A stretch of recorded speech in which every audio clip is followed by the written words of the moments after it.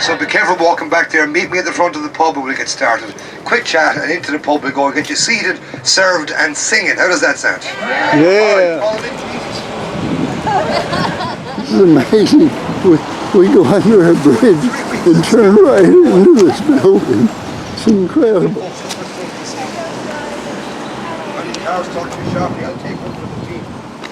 Smile pretty.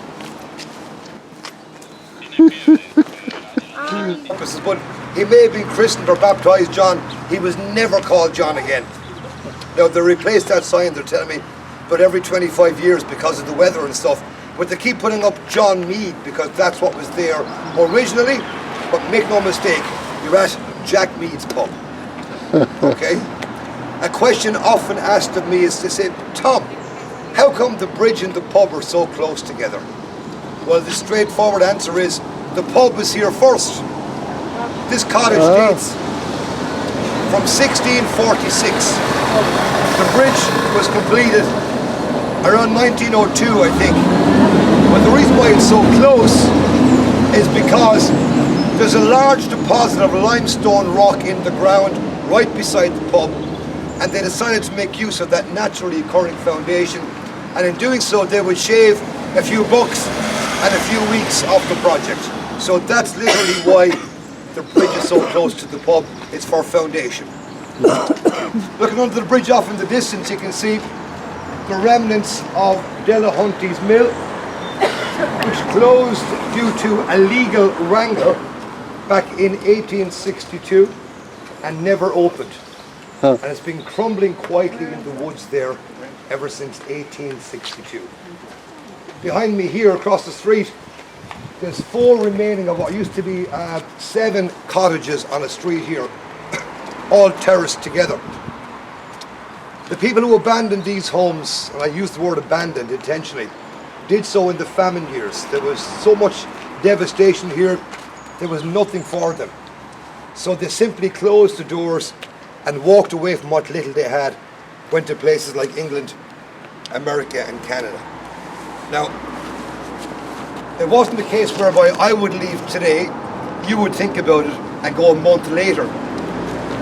The 7 houses, the occupants of the 7 houses came together and left at the same time as a community. And in some parts of Ireland, even today, you'll still find not just 7 houses abandoned, but you'll still find evidence of entire abandoned villages. We refer to these as famine cottages. Coming back to the pub, the reason why we're here, as important as the large sign might like to think it is, I think the smaller sign underneath is more important. It says established 1705. You're thinking, hang on, you told us the place was built in 1646. I did. 1705 is the year we got legal regulation, even then. Now I've used the word pub 3 or 4 times. Do any of you folks know where the word pub comes from? Public house. Correct, it's a shortened version of the term public house, because unlike any of the cottages or homes further up along the street, you needed permission to enter, you had to knock or to be invited. Not so here. Any complete stranger could walk up to the door here, push it open, walk in, and purchase and consume alcohol on the premises while the family tried to go about their everyday business. That couldn't be deemed a private dwelling. They became known as public houses, and that's been shortened down through the years to the term we use today, which is pub. I put that in context. Imagine saying to your friends back home, you know, will we go to the public house? It doesn't suggest much in the line of shenanigans, does it? You say to one of my brothers, will we go to the pub? You could lose 3 days out of your life. Only 3? Only 3, yeah. We've slowed down as we've gotten older. There you go. We're going in now very, very shortly. It's quiet in there today. Up to Easter, we only open weekends. So from that point onwards, we're back to opening 7 days a week, but it's quiet today. It's not open to the public today, but we're going to go upstairs. See where the 3 bedrooms are here? Sorry, 3 windows. That's where the 3 bedrooms of the house used to be. That's our loft bar, okay? That's where we're going. That's where the bathrooms are. That's where your drinks are going to be served. That's where the sing-along happens. There's a peat and log fire burning in the hearth that I personally got on my knees and set for you myself. Are you feeling the love here? Okay, one last question. will we go to the pub? Yeah. Yeah! Jesus, I thought I said something wrong here. Let's go. It smells smoke. Yeah. Smells like wood burning.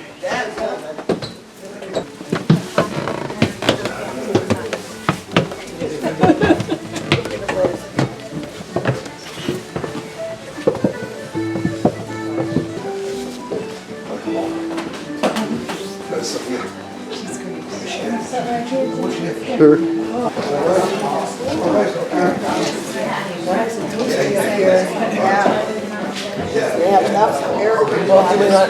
Or we want to go there? Oh, well, I don't know if we'll all fit anyway. There's not. I could just go there. Yeah, let's just go there. Go there. I don't want to sit on the table for I don't have a problem with that.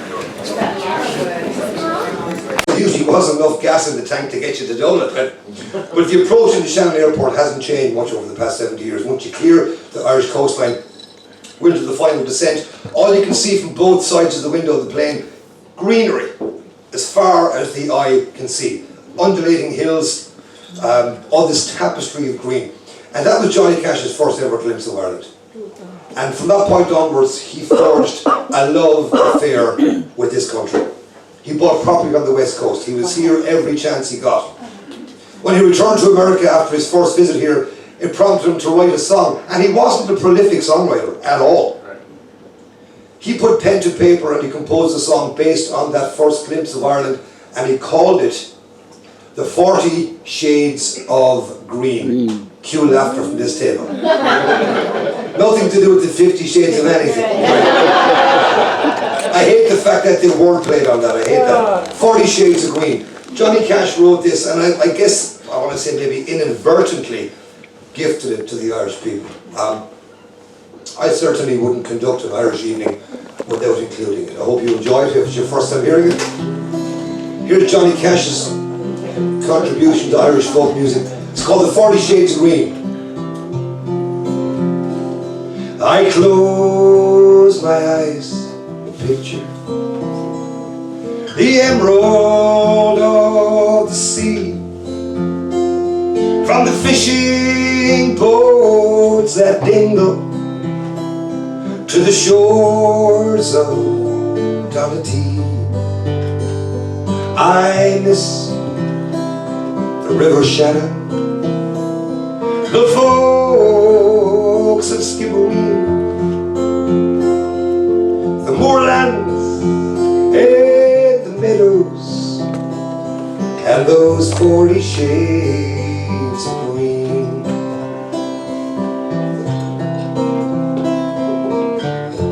Most of all, I miss a girl in Tipperary town.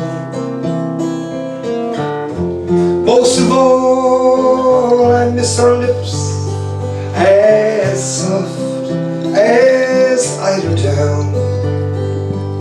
Again, I want to see and do the things I've done and seen,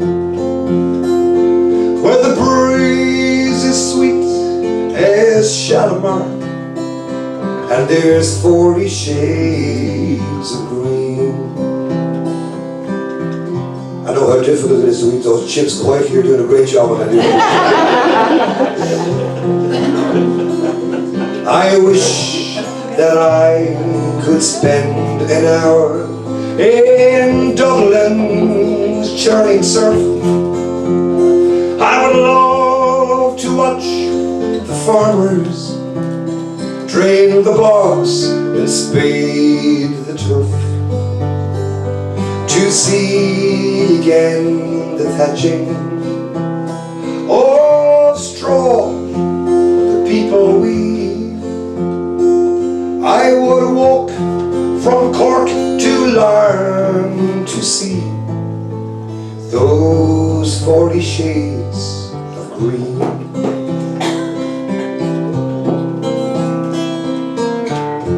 Most of all, I miss a girl in Tipperary town.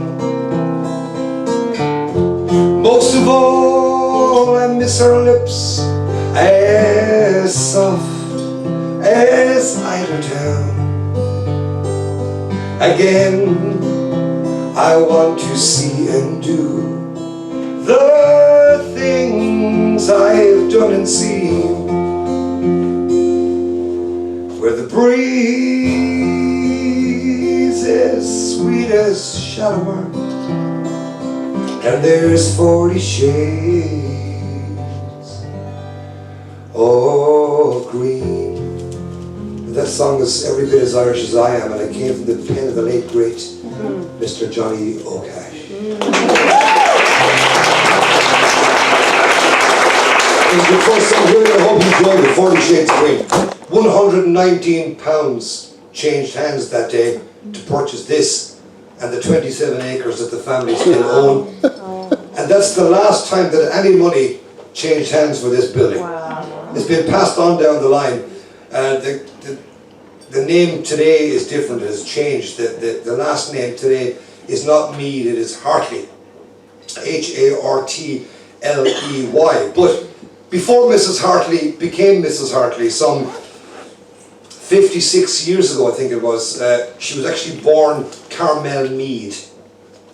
She's a great-granddaughter of the guy whose name is over the door outside. This was her bedroom, and that was her bedroom window. People lived in full-time domestic occupancy in here from 1646 until 1967. Wow. Yeah, right, wow, with no indoor sanitation. Eventually in 1967, the newly married former Carmel Meade, now Carmel Hartley, said, "Enough!" She said to her husband, "Build me a house and put a toilet on the inside." So Willie did that. And he and she and their new baby moved out of here. And when they did, that ended the run of domestic occupancy since 1646. First thing they did when they moved out was they built on bathrooms. Who wouldn't want to be Irish, seriously? No, they never. Okay, so we're starting with a blank canvas, that's fine. Because unlike most of the songs, the lyrical content of the chorus of this one is not important. What we do with our hands is the important part. So it's going to be 4 claps, 3 claps, 2 claps, and 1, like this. And it's no, nay, never. 1, 2, no, nay, never, no more. 1, 2, while I play the wild rover. 1, 2, no, never, no more. What a pleasure for me to deal with people who operate on the same professional level as I do. It only happens in the chorus. I'm starting with a verse, so stand down, stand down. I've been a wild rover for many years. I've spent all my money on whiskey and beer. But now I return with gold and great store, and I never will play the wild rover no more. And it's no, nay, never. 1, 2, 3, 4. No, nay, never, no. 1, 2, 3. While I play the wild rover. 1, 2, no, never, no more. All right, are we rocking this joint tonight or what? I went into an alehouse I used to frequent, and I told the landlady my money was spent. I asked her for credit, she answered me nay. Some customers yours I could have any day, and it's no, nay, never. 1, 2, 3, 4. No, nay, never, no. 1, 2, 3. While I play the wild rover. 1, 2, no, never, no more. All right, I can sense a degree of confidence creeping in here. So next time round, no more help from bobble-headed Tommy up here. You're on your own, I tell you, on your own. I took from my pockets 10 sovereigns bright, and the landlady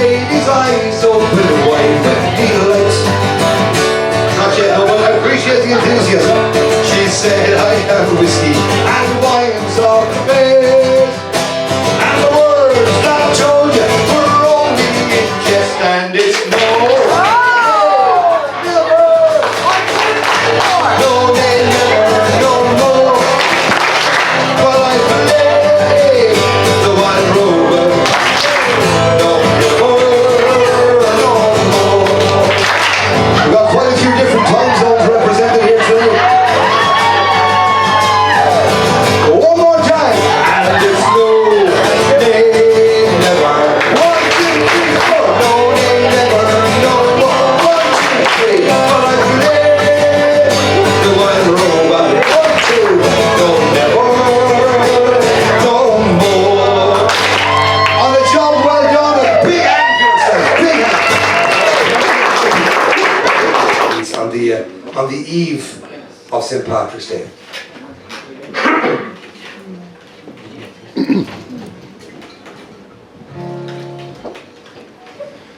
Oh, Daddy boy, the pipes are calling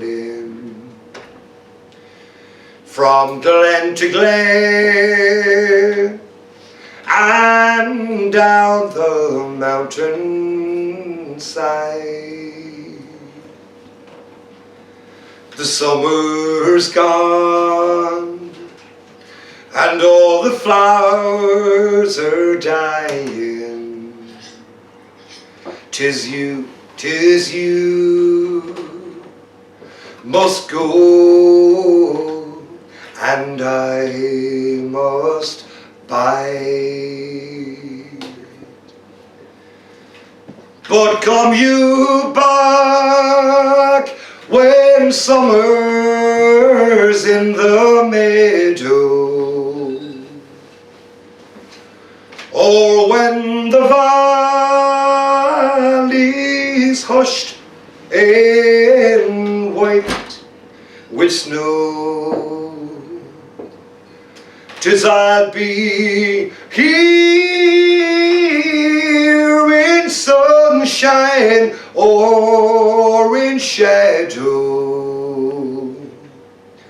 Oh, Daddy boy, oh, Daddy boy, I love you so.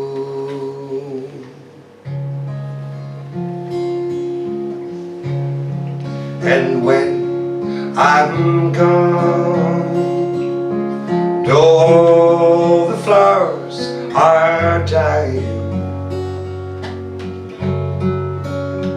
and I am dead, as dead I well may be. You will come and find the place where I am lying, and kneel and say an Ave there for me. And I shall hear those songs you tread above me. And all my grave shall more sweeter be. And you will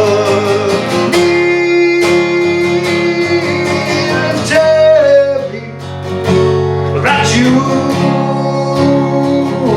love me, and I shall sleep in peace until you come to me. If you care to join me for the finale. Oh, Daddy boy, oh, Daddy boy, I love you so.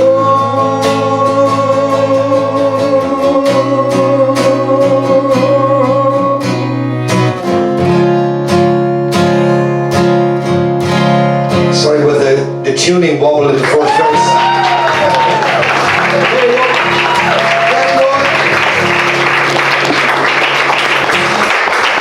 Hope he good. Let's get back to the drinking song, shall we? As I came home on a Monday night, as drunk could be, I saw a horse outside the door, where my old horse should be. So I called my wife and I said to her, could you kindly tell to me who owns the horse outside the door, where my old horse should be? She said, you're drunk, you silly old fool, and still you cannot see. That's the lovely cow my mother brought to me. Now it's many a day I travel 100 miles or more, but a saddle on a cow I never saw before. As I came home on a Tuesday night, it's going to be a great week. As drunk could be, I saw a coat behind the door, where my old coat should be.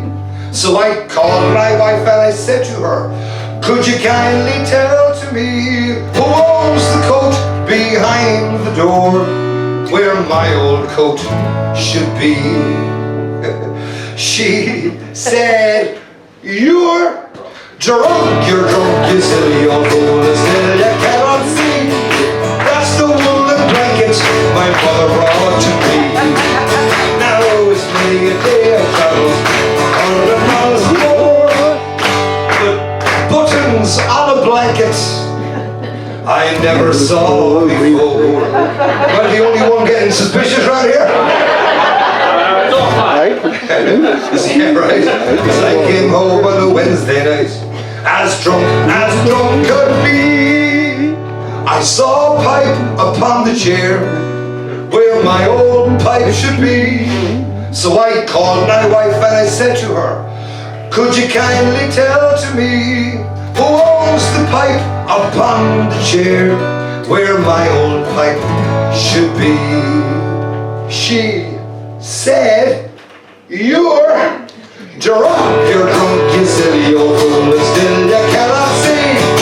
That's the Irish whistle that my mother brought to me. Now it's many a day I travel 100 miles or more, but tobacco in a whistle I never saw before.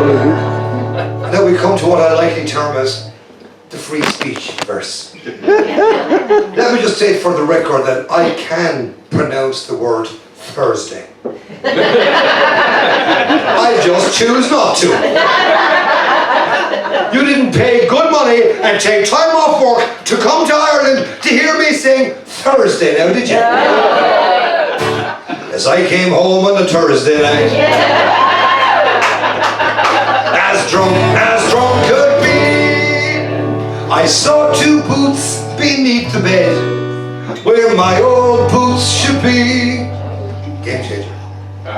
So I called my wife and I said to her, could you kindly tell to me who owns the boots beneath the bed, where my old boots should be? She said, you're drunk, you silly old fool, and still you cannot see. They're the two geranium pots my mother brought to me.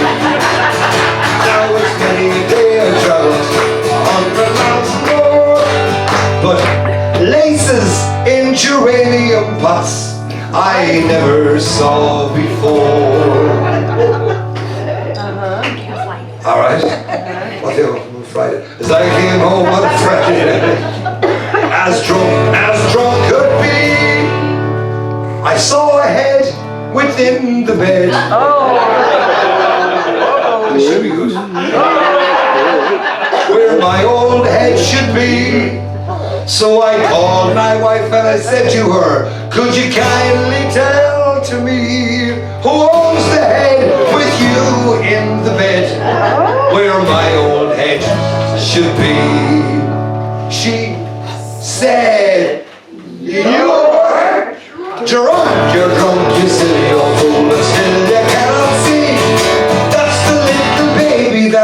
mother brought to me. I was many a day I traveled 100 miles or more. A baby. But a baby born with his whiskers on, I never saw before. You know what? I'm a rambler and a gambler and a long way from home. And if you don't like me, just leave me alone. I'll eat when I'm hungry, I'll drink when I'm dry, and the moonshine don't kill me, I'll live till I die. Sounds good. I'll go, I won't. I've been a moonshiner for many years. I've spent all big money on whiskey and beer. I'll go to some hollow in this country and make you a gallon for a $10 bill. I'm a rambler, I'm a gambler. I'm a rambler and a gambler and a long way from home. And if you don't like me, just leave me alone.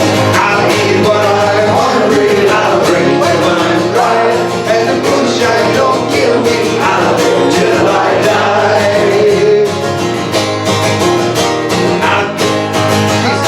Oh, moonshine, dear moonshine, how I love thee. I have my jet lag today, definitely. Oh, moonshine, dear moonshine, how I love thee. You killed me, poor father, but now you try me. So, bless all moonshiners, bless all moonshine. Its breath is as fresh as the dew on the vine. I'm a rambler, I'm a gambler. I'm a rambler, I'm a gambler. I'm a long way from home. And if you don't like me, just leave me alone. I'll eat when I'm hungry, I'll drink when I'm dry, and the moonshine don't kill me, I'll live till I die. Off we go, I'm a rambler and a gambler, I'm a long way from home. And if you don't like me, just leave me alone. I'll eat when I'm hungry, I'll drink when I'm dry, and the moonshine don't kill me, I'll live till I die.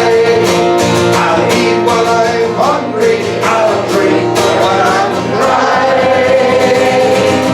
Finish it off with me.